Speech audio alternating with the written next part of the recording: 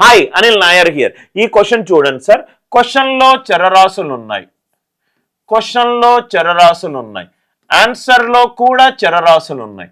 క్వశ్చన్లో చరరాశులు ఉన్నాయి, ఆన్సర్లో కూడా చరరాశులు ఉన్నాయి. అప్పుడు మనము బెస్ట్ మెథడ్ ఏది యూజ్ చేయొచ్చు sir? Substitution method best method. Substitution method best method. ఏం చేయొచ్చు అంటే ఐదర్ ఎక్స్ని జీరో కానీ ఆర్ వైని జీరో కానీ అని అనుకోండి. సో సపోజ్గా నేను వైని జీరో అనుకుంటున్నాను. వైని జీరో అనుకుంటే ఇది పోయింది, ఇది పోయింది, ఇది పోయింది.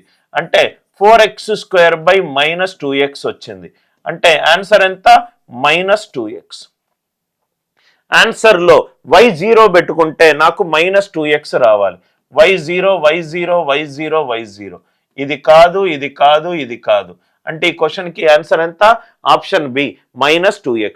క్వశ్చన్లో చరరాశులు, ఆన్సర్లో చరరాశులు ఉంటే substitution method is the best method to solve the question. Concept నచ్చినట్టు అయితే వీడియోని లైక్ చేయండి, షేర్ చేయండి, ఛానల్ని సబ్స్క్రైబ్ చేసుకోండి.